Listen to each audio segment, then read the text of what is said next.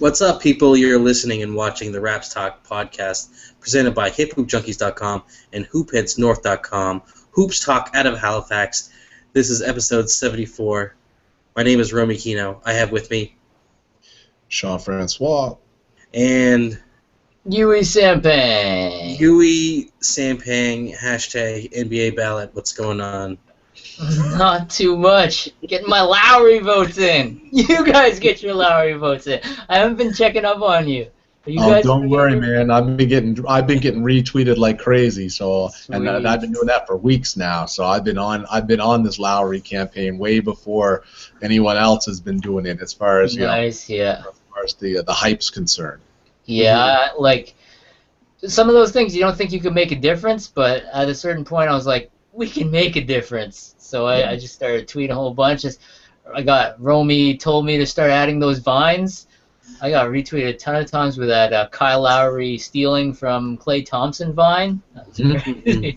Nice. Yeah. Hopefully he'll get voted in. I mean, he's been getting a lot of push from Stephen Harper and a bunch of other guys trying to push him, and obviously Devlin on the broadcast has been pushing it, and it looks like in arena too. Like they've got the commercial. I see Kat and Strizzy with the vote Kyle Lowry thing too. So hopefully he gets voted in, but I don't have any doubt in my mind that he's not going to be in the game. Oh yeah, he's going to be. He'll get selected by coaches. Yeah. If he doesn't, there's a major problem. Yeah. Yeah, but the last count was on January 10th, and he was over 100,000 behind D Wade. So, did we do enough? Mm-hmm. You think Drake alone would get him in, eh? But I don't think Drake. Oh yeah, was he allowed? Was he allowed to tweet about something? that? I don't think Drake's tweeted that before. No. I don't think he's tweeted Kyle Lowry hashtag NBA ballot. I could be wrong, but I don't think he has. No. Yeah, I don't think he's allowed. That would be. One thing I was going for, I was trying to work the Bieber angle.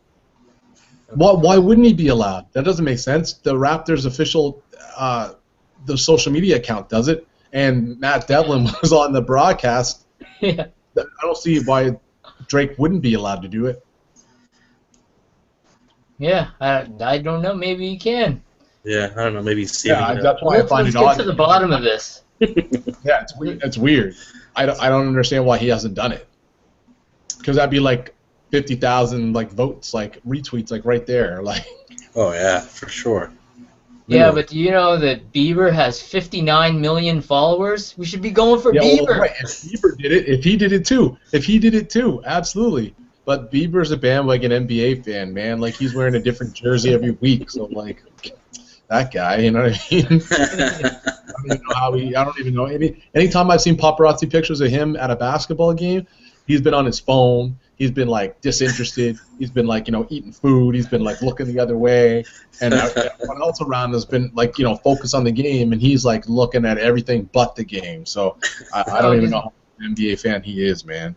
We don't need your game. When he looks at the game, he's like, I can outplay these guys. You always watch those videos of Bieber playing basketball that the starters always make. The celebrity game. Yeah, the celebrity game. But there's these videos that he puts out that of him just crossing over his buddy or something.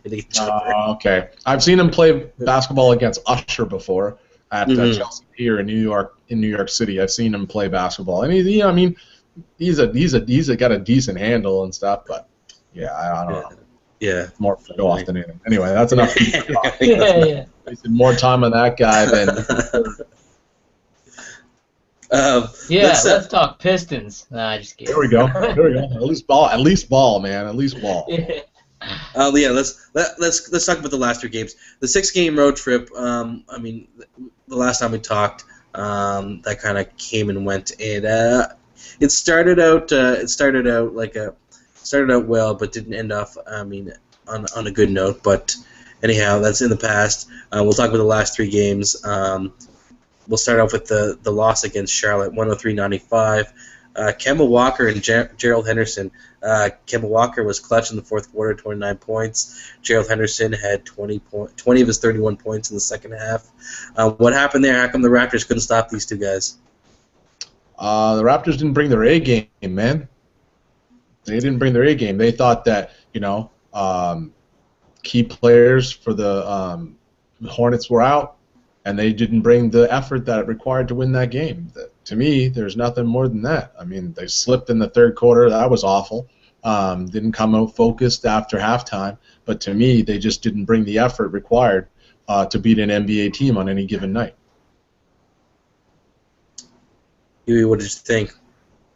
Exactly what Sean said there, and that could also be translated over to future games. But we can even talk about that as a whole. Like, I think part of it can be attributed to all these guys having to step up in DeMar's absence. Mm-hmm. You think? Yeah, for sure. Yeah. Like, sure. Especially like Lowry is starting to look tired. Yeah. Like he had 9 assists in. Well, I'm already talking about the game last night, but 9 assists in the first quarter. But all those turnovers, that you start turning the ball over when you're tired and you can't make the decisions you want to, and especially even like that last possession with against Jennings, like he just kind of dribbled into him and gave it up, and that was it. But that's after. No, he's that's played like 300 more minutes than the next closest player on the Raptors to this point in the season. So he's, like you said, he's playing, with a ton of minutes already. Yeah, and people on social media are like, the NBA battle thing is going on, but some people are saying, oh, he's not a finisher, he's not a finisher. Well, he's not a finisher when he has to be the starter for 36 minutes until the fourth quarter, you know what I mean? Like, he's not getting any chance to rest. That's right. And if there's more options out there and he's maybe more rested, then maybe he could close a game. But right now, what they're expecting of him is a little too much.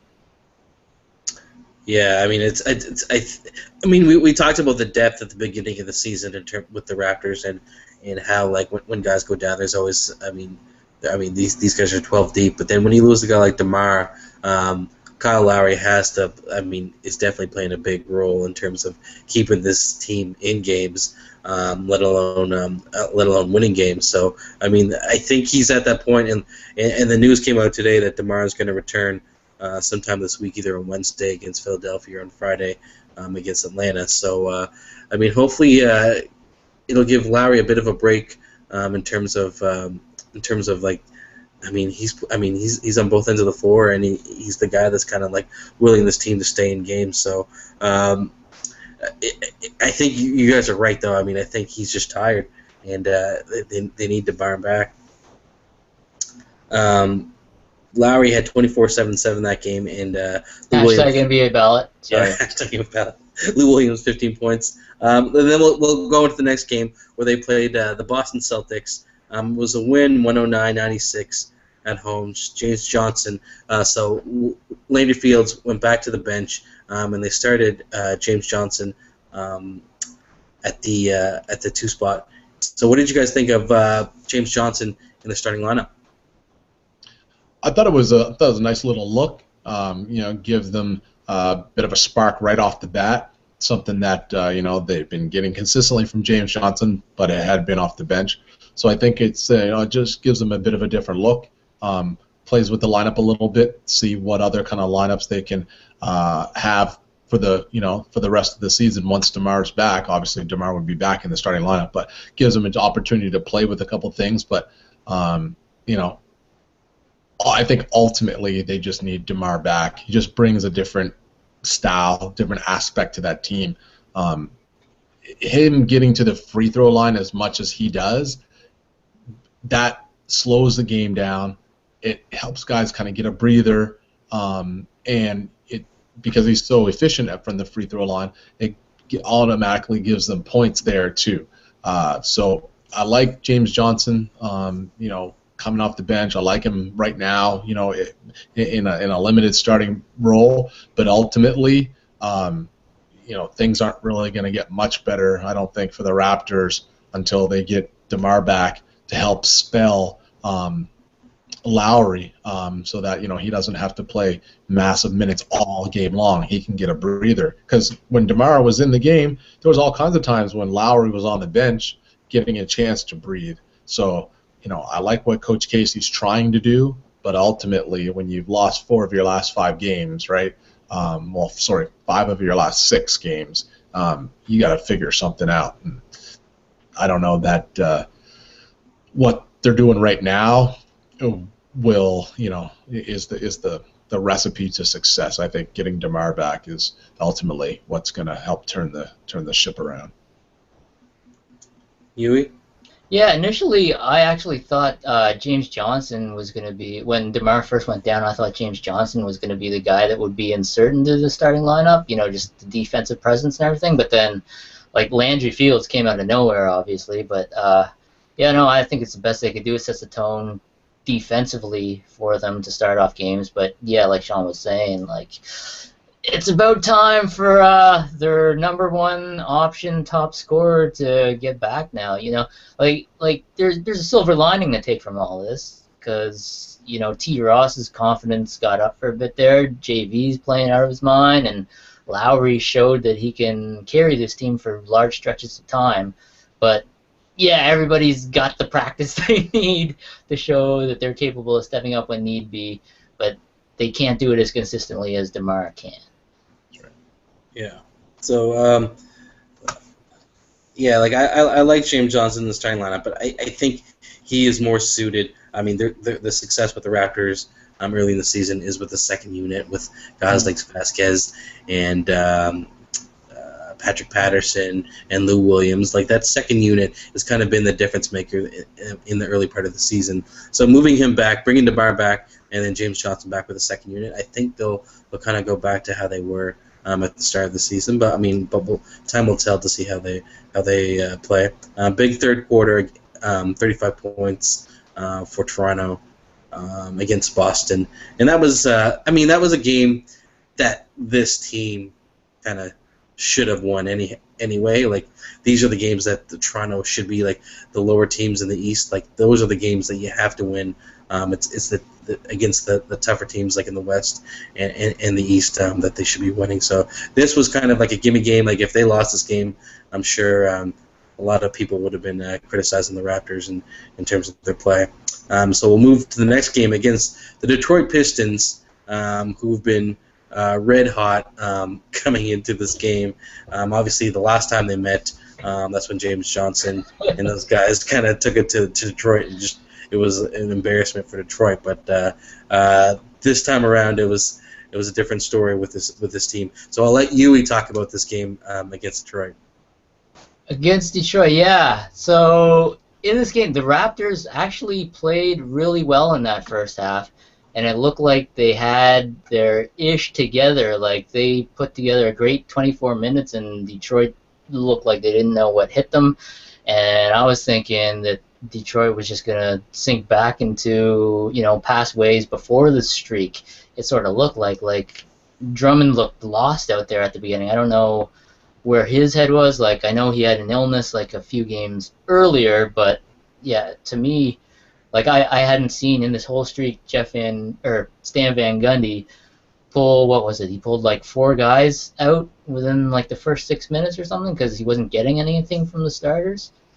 But then after that, I was really pleased from a Detroit perspective in the third quarter, because they finally got back to the way that they had been playing in this streak and came back. But one thing about it was, I didn't think they did anything particularly special. I thought that the Raptors took their foot off the pedal and started settling for outside shots, stopped going in the JV who was working, stopped playing D as hard. And at that point, I really started rooting for Detroit, because I was like, the Raps were kind of expecting to hit a couple back-breaking threes and for Detroit to just go away. But, somebody had to have gotten in their ear, because they came back from 23 down and almost beat Atlanta. They did come back against the defending champions, down 18, and came back to win it. And they had a 14-point lead going into the second half and expected to coast to a victory when these other teams didn't get it done. I don't know. I guess part of that, again, can be attributed to being tired, but I don't know. It's taking mental shortcuts, I find. I was really frustrated from a Raptors perspective, seeing them come out that flat, and the basketball IQ was lower in the third quarter. Like, I don't know, they just expected the game to get handed to them, and that's just not how it works in the NBA. If they, like, I've also got a chance to watch Atlanta a lot in the last few days, just because I want to see why they're so good. If the Raptors play like that this Friday, they'll be beat by 20 points. And when the Pistons came back against Atlanta, they took their, like, I didn't think it was possible. Like, they played pretty damn good in the second quarter, but Atlanta built that lead up from 15 to 25 while Detroit was still playing well. And every basket Atlanta would hit, every basket Detroit would hit, I was like, oh man, they needed that. They're only down 16. Oh man, they needed that. They're only down 20. Oh man, they needed that. They're only down 23. That's how good Atlanta plays. Like I really think that Atlanta team is a championship contender. The way they're playing now, like they're beating everybody, and they're playing full 48. And I don't see that from the Raptors at this point. So it's going to be interesting what's going to happen this Friday. Yeah, Coach Casey is known for, had been known for his attention to defense, and the Raptors have gotten away from that. Yeah. Oh. And what's the story with not continuing to do what's working for you in the game? Work it inside to JV until you can't anymore. He was dominating in the first half, and then you go away from him so easily down the stretch, especially in the fourth quarter. It doesn't make sense to me. The guy had 31 points in the game, and that was with limited touches essentially in the second half. Why, like you said, Yui, are you trying for these back-breaking three-pointers? Just put it inside and get points that are going to be more of a high percentage play, as opposed to taking a three that, may or may not, go down for you. When they're going, we all know, live by the three, die by the three. When they're going down, it's all good, and you're blowing teams out of the water because you're getting that extra point on every possession, pretty much. But if the shot's not falling for you, you got to find other ways to get it done. And it was a tried and true situation yesterday where it was working, but they went away from that. I don't understand the mentality behind that. If it's not broken, why would you go away from that? Yeah, I mean I think that's the biggest thing, and I think it's Grantland's Zach Lowe that talks about it too. Like, come playoff time, JV is going to have to play a big role in terms of playoffs. It's sport basketball.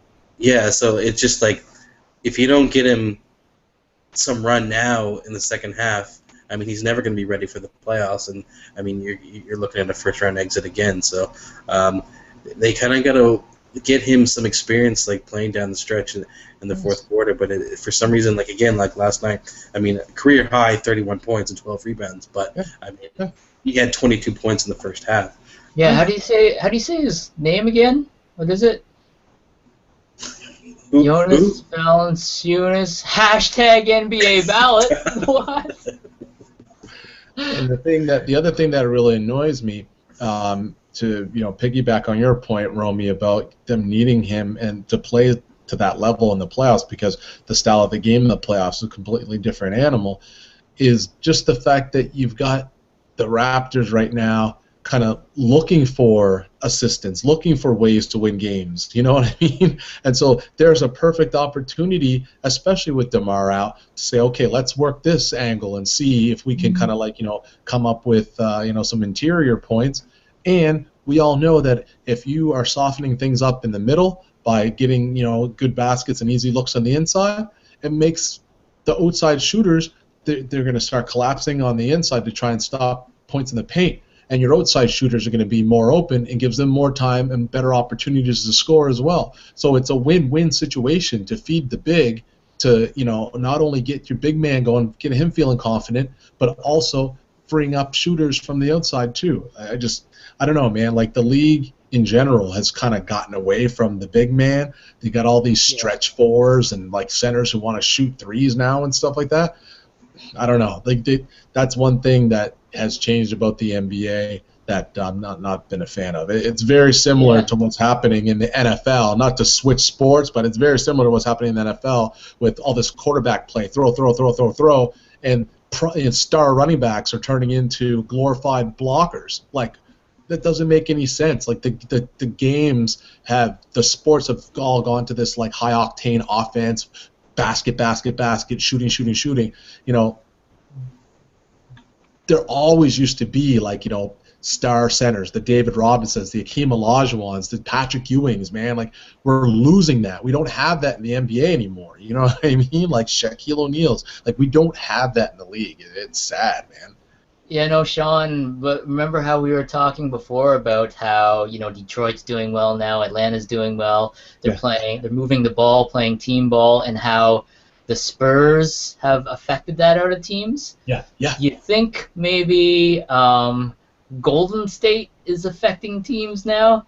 Because I am noticing, like, Detroit did it in a lot of their games, and I'm noticing on the Raptors more, teams are, you know, getting 3-on-2 fast breaks and taking the transition three. Like, sure, it's a good percentage shot, but a dunk is higher percentage for most people. And I think that the transition three is good 100% of the time for Golden State.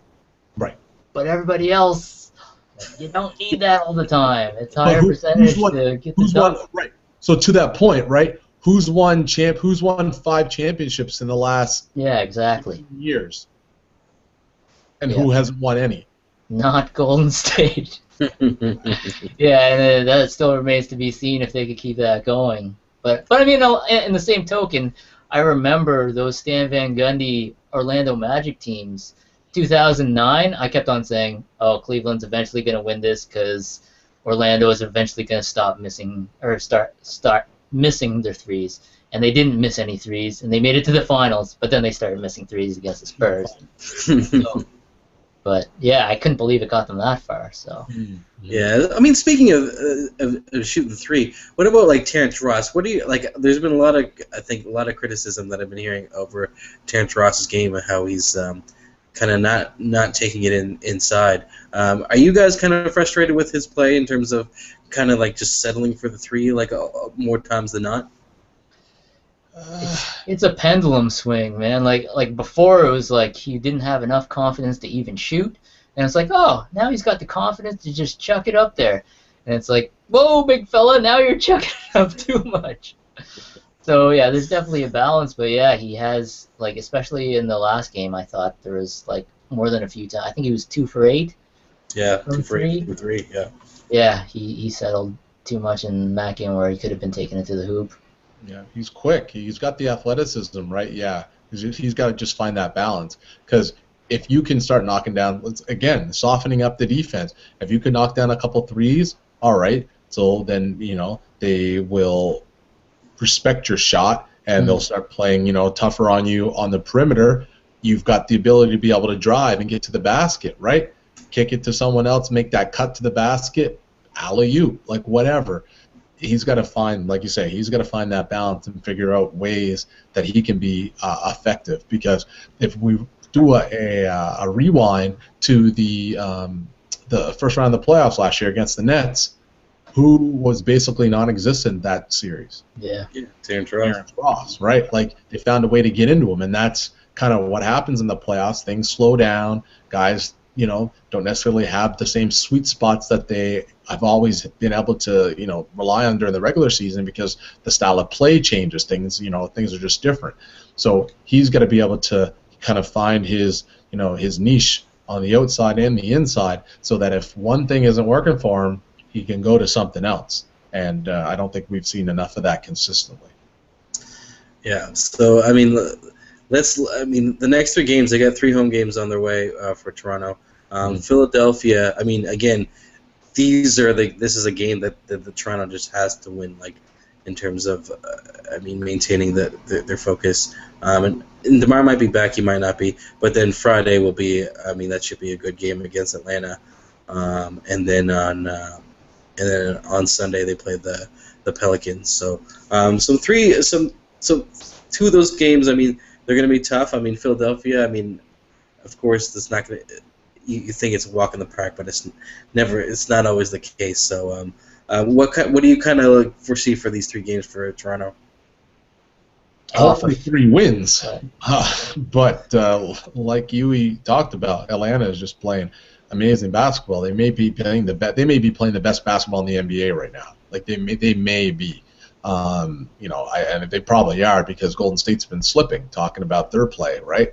So that's going to be a tough one. Now, they had success against them at the beginning of the year, but again, that was like the very beginning of the season. So that's the focus, like you said, Romy. The focus has to be there each game, and they cannot take anybody lightly, and they have to bring it for 48 minutes, all 4 quarters, opening tip to final buzzer.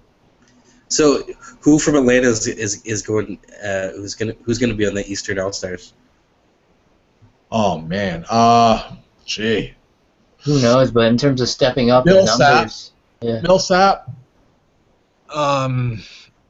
I mean, Horford, Teague, like they've got at least 3 dudes who could be on there, right? They got at least 3 dudes who could be. Atlanta Hawks have 3 guys that could be on the All-Star team. So, and I mean, Millsap was an All-Star last year. Yeah, Teague will be tough though because he deserves it obviously, but like when you got like John Wall, Kyle Lowry. That's right. I mean, there's Dwayne Wade's probably going to get voted. Dwayne Wade's going to get voted in. So I mean, it's going to be tough with so many good guards in the East. But hopefully, like Atlanta's gets some representation. Well, here's the thing now is the way things are playing out right now. Coach Casey, because the Raptors are no longer in first place, it'll be Budenholzer, right? He'll be most likely the coach. So he's gonna rep for his dues. So he's gonna have at least 2 Atlanta Hawks in there. At least 2. And well, you know what? He also the Heat had 3 like the past 3 years. The Heat have had 3 in there now. Of course, 2 of them got voted in, but still, right? They still found a way for Bosch to get in there. Yeah, but he better put the Lowry on because that'll be extra motivation if he somehow doesn't make the All-Star team. Like that's definitely extra motivation. You could even see it like from the other perspective. Like I know Jennings took it, not really personally, but knowing that Kyle Lowry stepped up his game, he made sure that he stepped up his game against the Raptors, particularly, so he can make the steps that Lowry has made. So, guys know who's doing what, and it's like constant measuring sticks against everybody who's playing.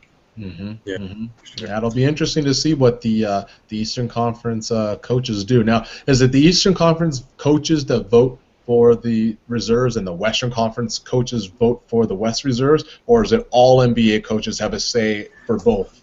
I'm not sure. I mean, if I were to guess, I would think it was all coaches, but I mean, I'm not exactly sure. Yeah, I'm not 100% sure on exactly which coaches vote on the reserves. I know coaches do. It's only coaches that vote for the reserves or select the reserves. I'm just not sure if it's East for East and West for West or all for both. Yeah, we'll have to look it up. Yeah. We didn't have our podcast since mid-December. So, quick thoughts. What are you guys' thoughts of the new logo that the Raptors put out? Trash. Huey? Biting on the Nets. Biting. Man, I don't know. It's terrible. It's terrible. The new Raptors logo is terrible. I'm sorry. It's awful. Well, it's like I don't mind it. Go ahead. It's like the other one. What was wrong with the other one? Exactly. Really? Yeah, nothing. True. But I mean, I guess they wanted to go with like a new logo. So I mean, they kept the Raptors in terms of the name, so they just wanted to rebrand it. Who knows what the jerseys will actually look like? Did they? They never released anything of what the jerseys will. Just talked about the colors, like talked about. I mean, that's the thing, though. Right? It's the jerseys that you really want to know what they look like. I mean, the logo is one thing, but then what the jerseys look like. I'm sure there'll be an alternate logo too, and the alternate logo may be better. I mean, if you think about it, remember the Raptor claw that came with the same year in '95. They came at the same time. The Raptor claw and the Raptor with the ball. They both came at the same time. But the Raptor with the ball was the primary logo, right? Except for the Raptor with the claw, they used it in like some like kind of like some marketing here and there, because even the initial Raptors shorts, the purple shorts had TR on the side, if I'm not mistaken. Didn't have the claw until Nike took over the basketball contract, and we just had Toronto written across the front. The year after Vince's rookie year, and then they put that alternate logo, the Raptor claw, on the shorts on the side, and then that logo started to really take off. But I've got a starter hat from like '95, and it's got that Raptor claw in purple, like on the brim. So that's been a Raptors trademark from day one. It just changed how it got used. So maybe that will happen with the new logo. There'll be an alternate logo that'll come out that people will like more, and gravitate to more, and then that will end up being, the logo that's used more primarily. But yeah, just it looks too close to too many other logos in the league. I don't get it. Kind of reminds you of the whole teal thing in the 90s. Everybody was jumping on that bandwagon, and okay, so you've got the Charlotte Hornets that brought teal back, but obviously they went away from that for a long time, right? And the San Jose Sharks in hockey that still have teal. That's it. You know what I mean? It's like the Mighty Ducks, they got away from the teal. They even got away from the whole Mighty Ducks thing. If there's the Marlins, I think they still the Pistons went to teal. That's right. Yeah, the Pistons. Yeah, I forgot about the Pistons. That was absolutely ridiculous. Oh gosh, that was Yui, man. What was going on with that? That was the worst logo I ever. don't know. That was terrible. I think it's the reason why Grant Hill left. I think you're right, man. What's this flamey horse doing on this? I thought I was a bad boy Piston. I got this horse that's flying off and teal. I forgot about that, man. I forgot about the Pistons had teal for a bit. Yeah, that was awful. Yeah, so 3 home games on the way. Let's talk about the winningtons of the week, where we talk about the top Canadian NBA talent from the past week. Who do you guys want to shout out this week? I'll give quick shout out to Kelly Olynyk. He had been up and down there for a little while, and has had a nice past week and a bit. The Celtics have made some trades, and Jeff Green's no longer on the team. Rajon Rondo is no longer on the team, and Brandon Wright. So he was in and out. So now you've got a need for more scoring and more consistency, and I think Olynyk's ready to step up to the challenge, and has been playing decent the past little bit. So hopefully he'll be able to continue that. Yeah, big game, 23 points against the Raptors, and I cut him in my fantasy league. I couldn't deal with it anymore, Sean. I had to cut him. Who did you end up picking up instead? Do you remember? I think I picked up Mozgov. Okay. And then I also picked up this the new starting center for Denver, Nurkic. Nurkic. Yusuf Nurkic. Yeah. Cool. Well, because that gives you consistency, right? Kind of what you're going to get night in and night out. Yeah. Yui, who do you got? I got Corey Joseph, man. Yeah. He's playing insane. I know the Spurs team has been up and down, but they lost to the Pistons. Everybody loses to the Pistons these days. He's a guard, and in his last 10, he's shooting 68% from the field. 12.7 points per game, but 68% from the field. That's good for a center that dunks all the time. So that's pretty crazy as a guard. And Wiggins? That's it. And of course Wiggins, but it's pretty amazing what he's doing. They have all those guys that are down, and they're still losing all these games, but he's still bringing it. And Flip Saunders, they said that he got in his ear a little while ago saying that he can't coast, and that's big. Somebody, a well-established NBA coach telling them things like that, and all the players, guys like Kobe giving him encouragement, telling him to go after it, and now he's starting to bring it. It's still fairly early in his going, and he's bringing it every single night. He had a chance at a game winner the other night, 20 points a game in his last 10. Yeah, I'm expecting to hear some ROI chants from the. Oh yeah, definitely. Mini. Yeah. So that's something to shout out. I see I was just looking up on Nicholson to see kind of where he's been, but doesn't look he's getting much minutes in Orlando. It's kind of unfortunate. He's buried. He's buried in the depth chart. Yeah. So unfortunately, we can't report much for him. But Canadian ballers still grinding. I mean, we got a bunch of guys: Bennett, Joseph, Nicholson, Olenek, Sacre, Thompson, Wiggins. So I mean, we're looking pretty good. When's what's his name? Reno Bighorns. Oh, Brady Heslip. When's he gonna get called up into the league?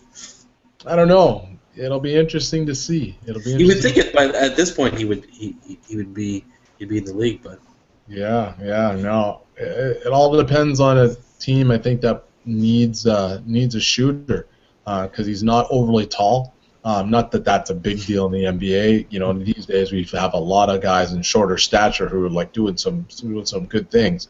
But it's just a matter of a team having that need. But there's still a lot of season left, and hopefully he'll get a call up. Yeah. Their point guard is John Stockton's son. Oh yeah, right on. 'Cause he also went to Gonzaga as well. Yeah. So it's pretty cool. So yeah, that's it for the podcast. Be sure to check out the blogs, hiphoopjunkies.com and hoopheadsnorth.com. Follow us on Twitter @Romikino, @Sean-Francois, @YouWithTheJock. This is episode 74. We out. Kyle Lowry, #.